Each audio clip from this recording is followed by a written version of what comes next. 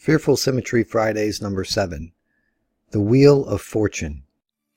Well, there's a guy who's got a little YouTube channel, and I've been sending a lot of people his way, Node in a Network, and he's basically been reading all of the stuff in the footnotes of Maps of Meaning, where we're all sort of plugged in as like nodes on the network. Node in a network, there's a good username.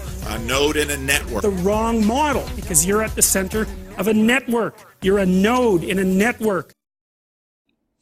I thought that was kind of amusing just because of our modern sense of the Wheel of Fortune.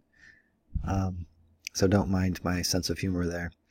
But so I've been doing a certain passage for the last like 2 or 3 Fearful Symmetry Fridays.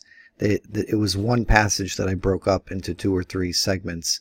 And the final bit of that passage I'm going to be doing in the next Peterson Paradox video installment. So it's going to all come together in that one. And so for this Fearful Symmetry Friday, I've gone to another passage, and it is pretty much self-contained. And so it's going to go over wheels is one of the major themes. And I've tried to avoid the terminology that's really specific to Blake regarding his mythology and so forth. But in this passage, you're going to hear a couple of references to something like orc and orc cycle. So don't mind that, because it's not, I mean, it is, of course, it's relevant, but it's not, you'll still be able to understand if you follow along what's happening.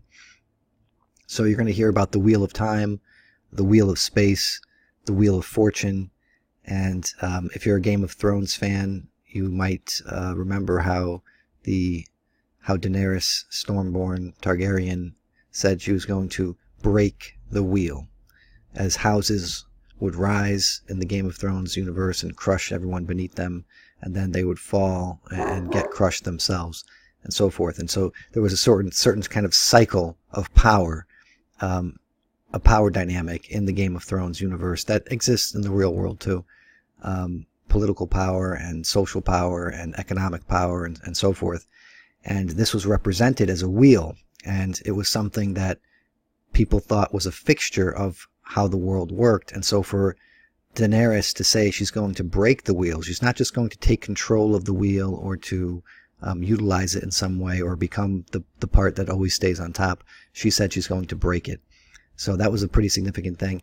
And it does tie in pretty well with what we're reading about here today in Fearful Symmetry, and what's actually at the back of a lot of what Jung wrote about and what influenced Jordan Peterson.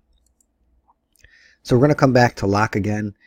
Now, this is going to get into some scientific things that I'm still trying to wrap my mind around, but bear with me, and maybe if you know more about it than me, you can help illuminate it. I think I understand it, at least as well as an amateur could understand it. But so the Lockean world is the world of lead, as I've described it before. It's the world that runs itself. It's the world without consciousness. It's an unconscious world. It's the clock in the clockmaker universe that's wound up by the clockmaker, and then it just goes and does its own thing. We are, since we're part of that universe, we're parts of the clock. We're the wheels within the wheels, cogs in the machine. We're wound up at some point of primal origin and then forgotten about by our creator. Primal origin is something that's going to come up in the next Peterson Paradox video with Karl Barth and Heidegger. So that's an interesting term, and it's going to reappear.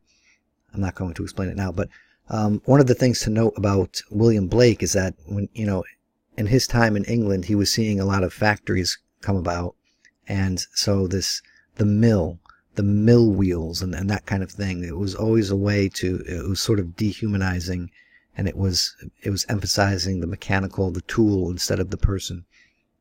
It was also kind of hellish, and we're gonna touch on that with I think the next, after the science type slides, we're gonna get to some C.S. Lewis.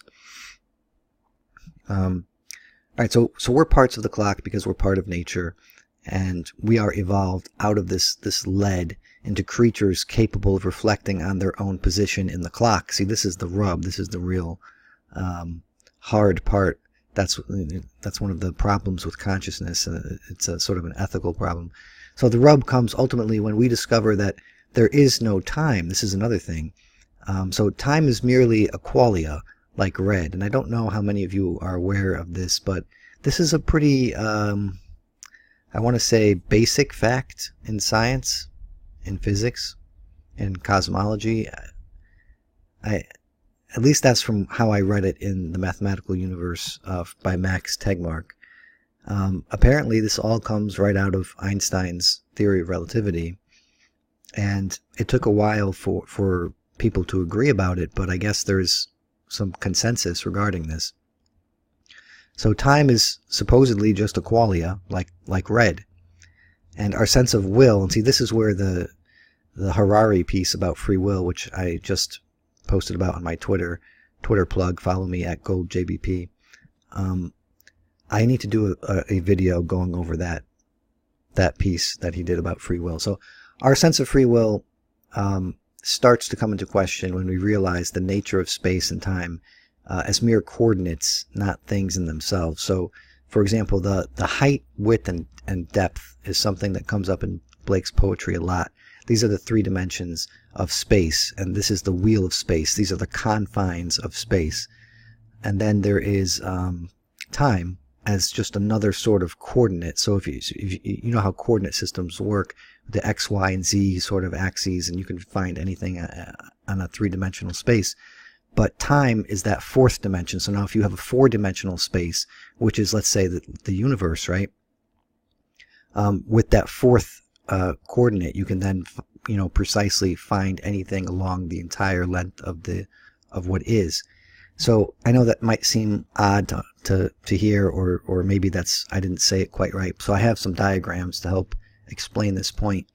For me, it just seems the idea of coordinates makes a lot of sense. But here's the way Tegmark, these are some of the illustrations he has in The Mathematical Universe. So if you think about the Earth and the Moon, and how the Moon revolves around the Earth, at any slice in time, if you're going to you can sort of take time and just take a snapshot image, right? On this side, that's what that looks like. So these are, let's say, if you're taking a movie, these are each frame in the movie, right? And then if you run it quickly, your eyes see about 25 frames per second or so. Then it will look like a fluid rotation of the Moon rotating around the Earth. And so here's another way of seeing it. This is perhaps the more real sense that we sort of, even though we see fluid motion and we don't see these snapshots, this is how it actually looks. So there are no frames of time. It's more like this, I think he describes it as like a noodle, some kind of spiral spaghetti. He uses spaghetti a lot too. And it's sort of spiraling around, and the Earth is just kind of going its way. And I don't know if that helps illustrate. Well, for me it did, but I don't know. So take a look at that and see if you understand the concept any better. And then here's another illustration he has. So if you have some simple objects, inanimate simple objects, it's like these strands of spaghetti going through time. And then so living complex biological organisms, they have a bunch of stuff happening in them on a cellular level, on a molecular level, and all these different movements. Like I said, the factor is time is just another coordinate. So as something moves, it's changing that time coordinate. So you see a whole lot more movement in the organic matter, and you have these, like he calls it, these like spaghettis just going through space. And time is just, well, we won't get too. Anyway, here we go. Death is the disintegration of these complex patterns, and that's just a visual way of showing that.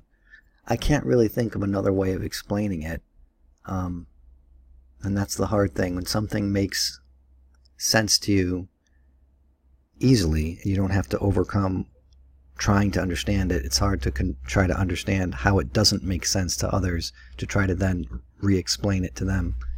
So hopefully you understand that time is more like a qualia. It helps us, as far as again, I'm still wrapping my mind around it.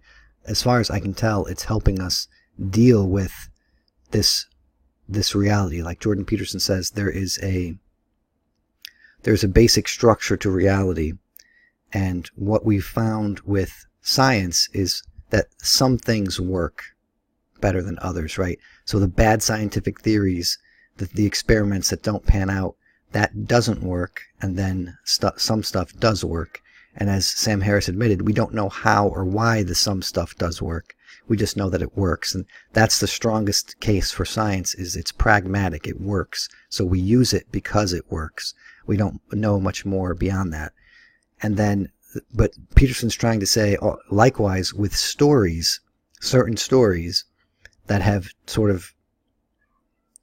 made it through the test of time, they also are revealing something about reality that allows us to live in a way that works.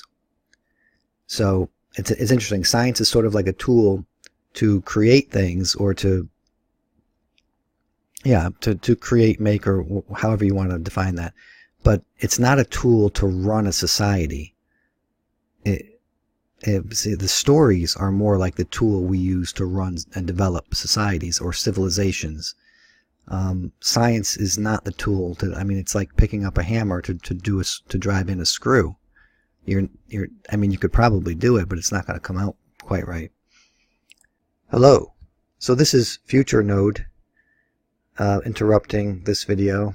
After I processed it, I was thinking more about how to explain this whole time stuff, and I went back to the book I read it in just to verify some things. And so it's interesting to talk about time this way, but alright, so Tegmark does admit that it is still somewhat controversial. It's not as a matter of fact as I thought I remembered reading it. But I think to Tegmark it is basically matter of fact. So there are people who still disagree about this thing, but it does date back to Einstein's theory of relativity. And I was trying to think of another way to explain it. Let's say you're looking at, I'm trying to think of another way of explaining it. If you're looking at a bottle just from the top down, so you have like a bird's eye view of a bottle, that's like a slice of the universe, a slice of, quote, time. If you take the universe as a whole and take a slice of it, that's what it's like. And then if you turn the bottle on its side, you see from the beginning to the end of the universe. That's what you would see. All these slices, the past, present, and future, all put together as a whole. And in a lot of ways, that's like if you think about sometimes if you hear apologists talk about free will and God's knowledge, they'll say, well, God exists outside of time. So if you're outside of the material universe, outside of space-time, then what you would be looking at is not like a book turning page after page, but more like a painting. So you'd see the full extent of everything in the universe like a painting, from beginning to end in one glimpse, as it were. I don't know, that maybe also helps explain it. And that's how I first kind of heard of this, was through this sort of apologetics and in philosophy class, about thinking about God outside of time-space, or space-time. And so hopefully that makes a little bit more sense. And anyway, Future Node out. Thank you. So I think at this point, when I talk about C.S. Lewis and the present, I'm going to just read through this page, or maybe page and a half, from the book, and then I'm going to get back to this point so you have a better understanding of what's going on. So in Fearful Symmetry, this is Northrop Frye talking about Blake's poetry, and you're going to see some initial analysis of Blake's poetry, but then you're going to get into more about the stuff about Locke and the universe. All these visions of the Orc cycle are visions of tragedy and failure. In this world, innocence is nearly always accompanied by ignorance and childishness, and we buy experience at the price of a decline in vitality. All our imaginative efforts are bound to a wheel of time, which in its turn is imprisoned in a wheel of space. None of the partial conquests of nature which human civilization has made seems to have been more than another turn in the squirrel cage of nature, and certainly none has touched the real burden of Atlas, the nature over our heads. In Europe, Jesus descends to the world from an eternal day, but Enitharmon, the queen of the sky, sits serenely upon her crystal house. Compare the crystal cabinet mentioned above. Quite undisturbed, placidly revolving her untouchable stars in an indefinite night of time. The more we learn about the physical world on a Lockean basis, the more impressed we are by the independence of that cyclic movement from the will and desire of man. The whole strength of the Lockean position consists in not thinking it out to its logical conclusion, or rather its real form. It takes the prophet to show that, as we have already suggested in discussing Urizen's exploration of his dens, the vision of life as an indefinitely recurring cycle in time and space is the real form of the view of life suggested by the philosophy of Locke. We may hail an explosion of revolutions as a promise of deliverance from that weary commonness of sense, but before long we find ourselves back where we started, and the circular progress of our experience has only deepened a slipshod theory of knowledge into a tragic vision of life. We still see time and space extending indefinitely in all dimensions away from the present and perceiving center, the latter being reduced to what Blake calls a white dot. And we still see no shape in time or space except cycles, that is, wheels. It is no wonder, then, that the tragic vision sees life as a wheel of fate or fortune, and certainly some understanding of this wheel is essential to any serious religion or art. The wheel appears in a curious bit of blank verse which introduces the fourth part of Jerusalem, described as a wheel of religion, or wheel of fire. Notice the echo of King Lear. Moving from west to east against the current of creation, the direction of Tyrael's journey. But it seems strange that we should use the wheel to represent an external compelling power when we invented the wheel ourselves to spin our garments and propel our vehicles. A wheel is a tool of human civilization, and unless we can seize this universal wheel and run it ourselves, it is not correctly visualized as a wheel. In his vision of God, Ezekiel speaks of wheels within wheels, which suggests the possibility of reversing our present view of the universe as a huge mill of geared machinery. Quote, wheel without wheel, with cogs tyrannic, moving by compulsion each other. Now Blake says, quote, if any could desire what he is incapable of possessing, despair must be his eternal lot, and goes on to say that the desire of man is infinite. We must therefore either accept the hopeless pessimism suggested by the Orc cycle, or find some vision of life that will do what it fails to do, and impose an intelligible human form both on Enitharmon's crystal house and on the time in which it persists. So now I'm going to get back to, now that you have some of that in mind, I'm going to get back to this part about C.S. Lewis and the present.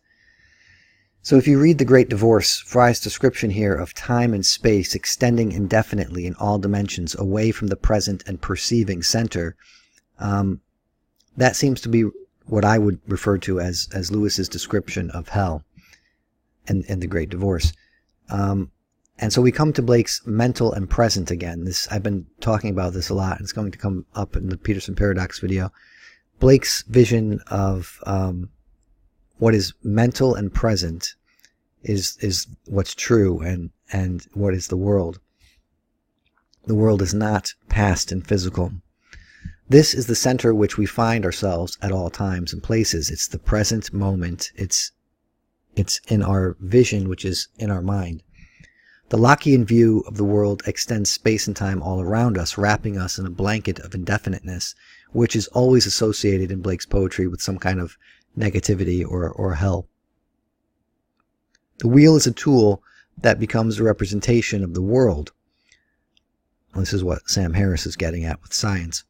We must not forget the tool maker, the human being as the world instead of replacing the being with that of a tool. This is one of the powerful messages of Christianity. The body of Jesus is the world, not some wheel, not a tool, but a person. And I think this is again one of the genius parts of Christianity that's hard to come up with if you're one of those conspiracy types who think that the whole of Christianity is some kind of power control conspiracy. It's hard to imagine how all of this fits together so nicely. I don't know. Yeah, okay. So theory of knowledge to vision of life. And I want to get back to this idea of being part of the body of Jesus, and how it works on so many different levels. But this reminds me of the concern Sam Harris has, but in the reverse. So beliefs matter, but it is not necessarily something intrinsic in religious beliefs that can cause bad outcomes. It is the truth nested in a materialistic framework that, when taken up as a tool to shape societies, can lead to the worst kind of hell. And I think I mentioned that in the beginning of the video, or in the middle part, where science shouldn't be a tool used to shape societies. Science should be delimited to what science does best. And shaping societies is something that stories has historically done very well. And so that the stories work.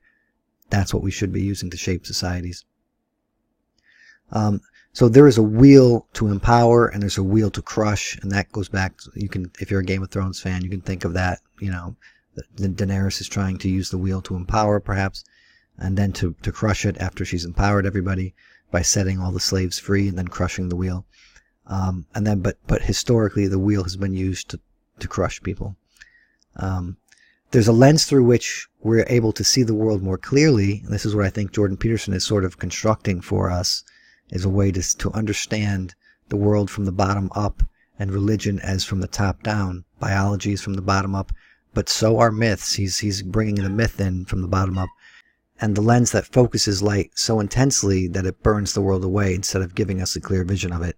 So again, I think Jordan's trying to construct this lens through which we can see the world more clearly, and I think Sam Harris unwittingly is sort of giving us this scientific lens that actually burns the world away in atomic bombs and so forth. I think that's all I'm going to touch on today with this Fearful Symmetry Friday. A lot of the stuff that I just kind of glossed over will probably end up in the Jordan Peterson Paradox Part 2. So again, thank you for listening or watching, and if you like the video, please give it a like and subscribe. Thank you.